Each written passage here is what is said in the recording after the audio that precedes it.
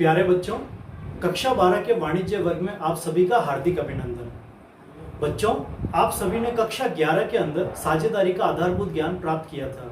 अब कक्षा 12 में आपको साझेदारी फर्मों के लेखांकन की जानकारी प्राप्त करनी है। इसके साथ ही आपको साझेदारी फर्मों के लेखांकन का व्यवहारिक कौशल भी अर्जित करना है। तो आइए सबसे पहले हम शुरुआत करते हैं साझेदारी के अर्थ के पुनः स्मरण से। साझेदारी दो या दो से अधिक व्यक्तियों के मध्य एक अनुबंध है, जिसके अनुसार ये व्यक्ति आपस में मिलकर किसी व्यवसाय को चलाने और उसके लाभ हानि को एक पूर्व निश्चित अनुपात में बांटने को सहमत होते हैं। ये व्यवसाय इन सभी साझेदारों द्वारा मिलकर या इनमें से कुछ साझेदारों द्वारा या इनमें से किसी एक साझेदार द्वारा चलाया जा सकता है। हम इसके अर्थ को एक बार पुनः दोहराते हैं, जिससे कि हम इसके अर्थ के आधार पर इसकी विशेषताओं को प्रकट कर सकें। वापस देखिए एक बार। साझेदारी दो या दो से अधिक व्यक्तियों के मध्य एक अनुबंध है, जिसके अनुसार ये व्यक्ति मिलकर किसी व्यवसाय को चलाने एवं उसके लाभ हानि को एक निश्चित अनुपात में बांटने को सहमत होते हैं। यह व्यवसाय सभी साझेदारों द्वारा मिलकर या उनमें से कुछ साझेदारों द्वारा या उनमें से किसी एक साझेदार द्वारा चलाया जा सकता है। अब साझेदारी के अर्थ को अच्छी प्रकार से समझने के बाद हम साझेदारी की विशेषताओं को भी प्रकट कर सकते हैं। देखिए, सबसे पहले सदस्य। तो हमने देखा साझेदारी के लिए न्यूनतम 2 व्यक्ति आवश्यक है, क्योंकि कोई भी एक व्यक्ति अपने आप के साथ साझेदारी नहीं कर सकता। इसलिए साझेदारी के लिए न्यूनतम 2 व्यक्तियों की आवश्यकता होती है। अब साझेदारी में अधिकतम कितने साझेदार हो सकते हैं? तो बच्चों, पुराना नियम अलग था, हम उसकी बात नहीं करते हैं। पुराना नियम था कि बैंकिंग के अंदर 10 और सामान्य व्यवसाय के अंदर 20, परंतु अब नियम बदल चुका है। नए नियम के आधार पर साझेदारी फर्म में अधिकतम 50 सदस्य हो सकते हैं। दूसरी विशेषता अर्थ के आधार पर ही अनुबंध। तो साझेदारी हमारा एक अनुबंध है। अनुबंध का मतलब अंग्रेजी में इसको हम बोलते हैं कॉन्ट्रैक्ट। इस कारण से सभी साझेदारों के अंदर अनुबंध करने की क्षमता होना भी आवश्यक है। अगर साझेदारों में अनुबंध करने की क्षमता नहीं होगी तो साझेदारी का भी निर्माण नहीं कर सकते। तीसरा, व्यवसाय को चलाना। मतलब साझेदारी का उद्देश्य क्या? साझेदारी का उद्देश्य किसी व्यवसाय को चलाना होता है। व्यवसाय का मतलब हम कुछ क्रिया करेंगे व्यापार की और उसको देखेंगे आपस में मिलकर। अब जब कोई व्यक्ति आपस में मिलकर के कोई धार्मिक कार्य करते हैं, कोई परोपकार का कार्य करते हैं, कोई राजनीतिक कार्य करते हैं, तो हम उसको साझेदारी की श्रेणी में नहीं रख सकते। मान ले तो भी कोरोना से पूरी दुनिया संकट के अंदर है। आप में से कुछ विद्यार्थी मिलते हैं, मास्क बनाते हैं और लोगों में फ्री में बांटते हैं, निःशुल्क वितरण कर रहे हैं मास्क का। तो चूंकि आप यहाँ पर कोई व्यवसाय नहीं कर रहे हैं, इसलिए आपके द्वारा मिलकर मास्क बांटने का काम भी साझेदारी की श्रेणी में नहीं आएगा। हाँ, लाभ हानि को बांटना। जब साझेदारी के अंदर हम व्यापार करते हैं तो जाहिर सी बात है, व्यापार में या तो लाभ होगा या हानि होगी। दोनों स्थितियों में इसका बंटवारा करना पड़ेगा। तो बाद में कोई विवाद नहीं हो, इसके लिए पहले से साझेदार मिलकर के तय कर लेते हैं कि हम इस साझेदारी व्यापार के लाभ या हानि को कैसे बांटेंगे। अब लाभ हानि को बांटने का आधार अलग अलग हो सकता है, ये साझेदार मिलकर तय करेंगे। हो सकता है कोई साझेदार पूंजी लगाता है फर्म के अंदर, कोई साझेदार व्यापार के लिए नए नए ग्राहक लेकर आता है, कोई साझेदार ऑफिस का कामकाज संभालता है। तो उन सबको उनके काम के हिसाब से, उनकी मेहनत के हिसाब से उनका पारिश्रमिक दिया जाता है। तो उसके हिसाब से हम क्या कर सकते हैं, उनका लाभ हानि का विभाजन का अनुपात अलग अलग रख सकते हैं। अंत में, जब साझेदारी फर्म का व्यापार है तो व्यापार कभी भी अपना आप नहीं चल सकता। उस व्यापार को हमें क्या करना पड़ेगा, चलाना पड़ेगा। जैसे गाड़ी चलाने के लिए स्टीयरिंग व्हील होता है, तो आपने देखा होगा बच्चों, कोई भी गाड़ी चलती है तो उसका स्टीयरिंग व्हील एक ही होता है, मतलब एक ही आदमी उसको चला सकता है। लेकिन साझेदारी में तो 2 से ज्यादा व्यक्ति होते हैं। अब व्यापार का संचालन कौन करेगा? तो यहाँ पर बच्चों एक सुविधा उपलब्ध है। साझेदारी के अंदर व्यापार का संचालन सभी साझेदार मिलकर कर सकते हैं। जैसा आप बच्चे लूडो खेलते हैं ना, लूडो के अंदर सब बच्चे अपनी बारी आती है, पासा फेंकते अपनी चांस चलाते हैं, होता है ना ऐसा। साझेदारी के अंदर भी चाहे तो सभी साझेदार मिलकर के व्यापार का संचालन कर सकते हैं। अब दूसरा ऑप्शन, सभी साझेदार कहें कि हम तो नहीं चलाएंगे, तो उनमें से कुछ साझेदार फर्म का संचालन करेंगे, बाकी साझेदार बैठ करके उनको ऑब्जर्व कर सकते हैं। तीसरा ऑप्शन, सिर्फ एक साझेदार साझेदारी फर्म के अंदर व्यापार का संचालन करे और बाकी सब उसको ऑब्जर्व करे। तो कुल मिलाकर हमारे पास में साझेदारी के संचालन के बारे में 3 ऑप्शन है, या तो सब साझेदार मिलकर संचालन करें, या उनमें से कुछ साझेदार चलाए व्यापार को, और या कोई एक साझेदार फर्म का संचालन करता रहे। परंतु बच्चों ध्यान रहे, संचालन चाहे सब मिलकर करें चाहे कुछ या कोई एक, जिम्मेदारी सभी की सामूहिक रूप से होगी। अब बच्चों ये 5 विशेषताएं हमने जब अर्थ को समझा अच्छे से, तो ये 5 विशेषता हमने इसके अर्थ के द्वारा ही प्रकट कर दी। अब आगे की विशेषताएं देखते हैं। नियमन, कोई भी कोई ना कोई नियम होता है, तो साझेदारी के अंदर भी साझेदार मिलकर व्यापार कर रहे हैं, तो इस व्यापार का, साझेदारी व्यापार का नियमन साझेदारी अधिनियम 1932 के द्वारा होता है। इसके बाद में है असीमित दायित्व। तो साझेदारी फर्मों के अंदर सभी साझेदारों का दायित्व असीमित होता है। असीमित दायित्व का मतलब, हमने गणित के अंदर एक टर्म पढ़ी होगी, अनंत या इन्फिनिट। तो यहां पर असीमित दायित्व का मतलब है कि मान लेते हैं व्यापार के अंदर हानि हो गई, तो व्यापार की संपत्तियां पहले काम में ले ली जाएगी। अब व्यापार की संपत्तियां भी कम पड़ गई, तो साझेदारों की व्यक्तिगत संपत्तियां भी व्यापार के ऋण को चुकाने के लिए काम में ली जा सकती है। खतरे वाली बात है, इसलिए साझेदार हमेशा भगवान से प्रार्थना करते रहेंगे कि भैया व्यापार अच्छा चलता रहे, नहीं तो घर भी बिक सकता है। आगे बढ़ते हैं। फर्म, हमने कई बार शब्द बोलचाल की भाषा में सुना होगा फर्म। वास्तव में फर्म क्या है? तो बच्चों, साझेदारी के अंदर सभी साझेदारों को सामूहिक रूप से, मान लेते 4 साझेदार है, इन चारों को सामूहिक रूप से आप कहेंगे फर्म। मतलब साझेदारों को सामूहिक रूप से फर्म कहा जाता है। तो जो एक साझेदार काम करेगा, उस काम की जिम्मेदारी बाकी सब साझेदारों की भी होगी, और सब साझेदार मिलकर के कोई काम करेंगे तो उसकी जिम्मेदारी हर एक साझेदार की होगी।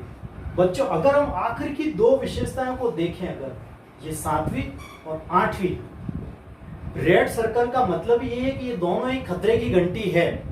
खतरे की घंटी यूं है कि ये दोनों ही चीजें साझेदारी की विशेषताएं बताने के साथ साथ इसकी कमियां भी बताती है। पहली कमी कि असीमित दायित्व, मतलब हमेशा खतरा मंडराएगा कि व्यापार अगर घाटे में गया तो निजी संपत्तियां भी काम में आ सकती है, घर भी बिक सकता है।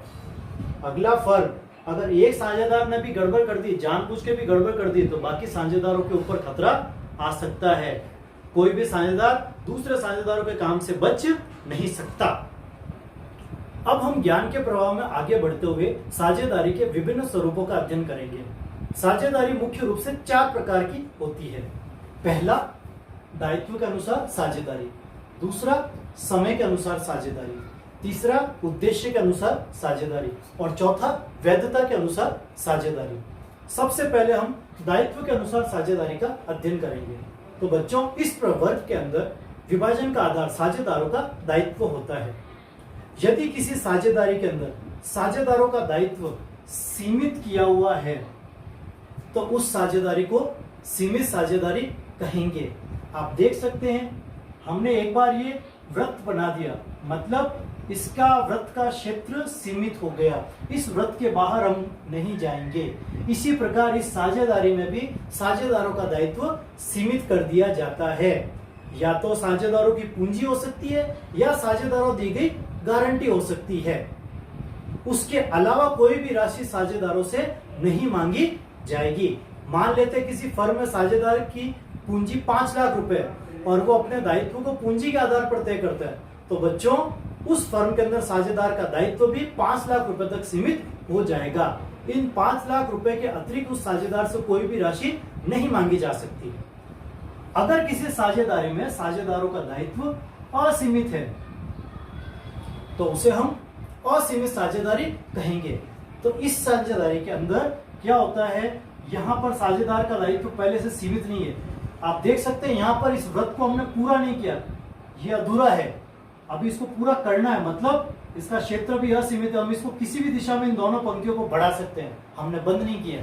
इसी प्रकार इस साझेदारी में भी साझेदारों का दायित्व असीमित होता है। व्यापार के अंदर उनकी जो भी संपत्ति है, व्यापार को हानि हो गई, ऋण चुकाने के लिए रुपया कम पड़ गया, व्यापार की संपत्तियां बेच दी, फिर भी पैसा नहीं चुकाया जा रहा है, तो साझेदारों की व्यक्तिगत संपत्तियां बेची जाएगी, उससे जो राशि आएगी उसको हम क्या करेंगे, फर्म के दायित्व चुकाने में काम में लेंगे। तो मैंने आपको बताया अभी जैसे बच्चों कि ये किसी भी दिशा में बढ़ सकता है, अब इसीलिए इसको असीमित साझेदारी कहा जाएगा। आगे बढ़ते हैं, समय के अनुसार साझेदारी। इस प्रकार के विभाजन में हम साझेदारी को समय के आधार पर विभाजित करते हैं। समय को हम प्रदर्शित कर सकते हैं अपनी घड़ी से, कैलेंडर से,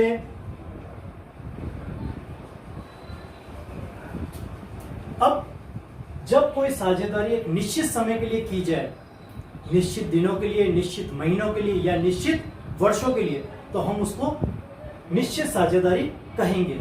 उदाहरण के तौर पर किसी विद्यालय के अंदर कैंटीन चलता है, उस कैंटीन को चलाने का ठेका कोई 3 साझेदार मिलकर के लेते हैं, तो विद्यालय उनको 1 वर्ष के लिए कैंटीन चलाने का ठेका दिया है। तो यहाँ पर पहले से तय है कि इन तीनों साझेदारों को केवल 1 वर्ष के लिए मिलकर के काम करना है, तो ये निश्चित साझेदारी कहलाएगी। इसके विपरीत अगर पहले से तय नहीं है कि हमें कितने समय तक काम करना है, जो साझेदारी अनिश्चित लंबे समय के लिए कर दी जाती है, उसको अनिश्चित साझेदारी कहते हैं। अब यह साझेदारी लगातार चलती रहती है, मान लेते हैं साझेदारों की मृत्यु हो गई, तब तक ये साझेदारी चलेगी, और मृत्यु किसकी कब होनी है ये कोई नहीं कह सकता, इसलिए साझेदारी का अंत कब होगा ये भी हम में से कोई भी नहीं कह सकता। उदाहरण के तौर पर आपकी माताजी अपनी 4 और सहेलियों के साथ मिलकर के एक फास्ट फूड कॉर्नर चलाती है, और उस फास्ट फूड कॉर्नर के अंदर देखो क्या क्या मिलता है, पिज्जा, बर्गर,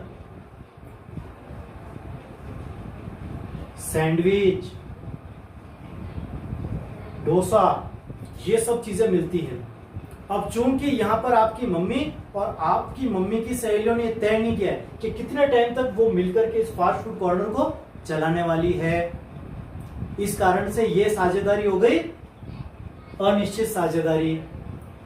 और बच्चों खैर आप तो यही चाहोगे कि मम्मी का फास्ट फूड कॉर्नर बहुत लंबे टाइम तक चलता रहे और आप सब लोग वहां जाके पार्टी उड़ाते रहे, दोस्तों को भी पार्टियां देते रहे, है ना। चलो फास्ट फूड की दुनिया से बाहर आ जाते हैं, आगे बढ़ते हैं, पढ़ाई पूरी करते हैं अपनी। उद्देश्य के अनुसार साझेदारी, इस वर्ग में विभाजन का आधार साझेदारी का उद्देश्य होता है। जब साझेदारी किसी विशेष उद्देश्य को पूरा करने के लिए की जाती है तो हम उसको विशेष साझेदारी कहेंगे। मान लेते हैं 2 साझेदार मिलकर के ये बिल्डिंग बनाते हैं। अब जैसे ही ये बिल्डिंग बनाने का काम पूरा हो गया, उन साझेदारों की साझेदारी भी समाप्त हो जाएगी। बिल्डिंग बनाने का मतलब बिल्डिंग बन गई, उसको हैंडओवर कर दिया सामने वाली पार्टी को, उससे पेमेंट ले लिया। ये नहीं कि बिल्डिंग बनाते साझेदारी खत्म। क्या होगा, बिल्डिंग बनेगी, सामने वाली पार्टी को उसका कब्जा देंगे और उनसे पेमेंट भी लेना है। मेन चीज क्या, उनसे पेमेंट लेंगे और उस पेमेंट को अपने एग्रीमेंट के हिसाब से बांटेंगे, आपका इतना रुपया मेरा इतना रुपया, उसके बाद साझेदारी खत्म हो जाएगी।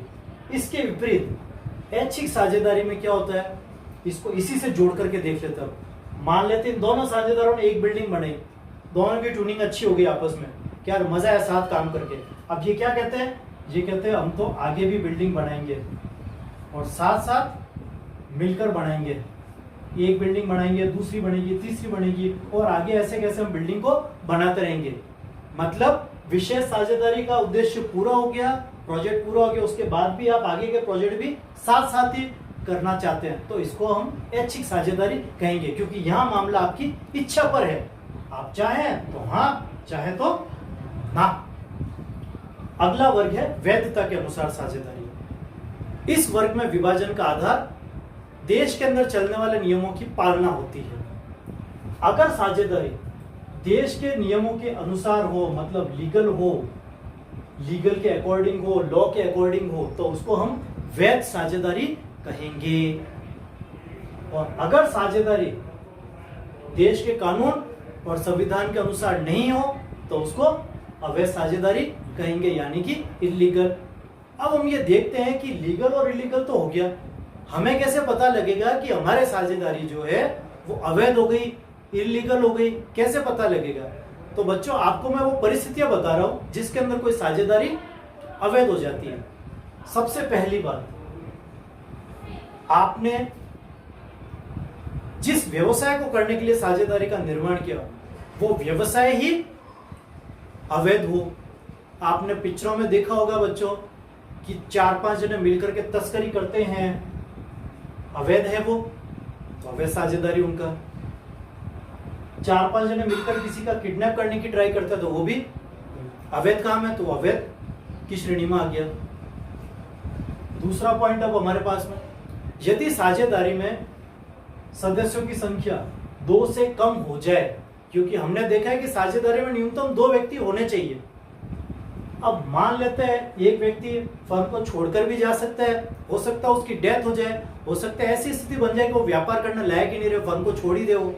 अब एक ही बचा तो अब वो फर्म साझेदारी फर्म नहीं कहलाएगी, अवैध हो गया।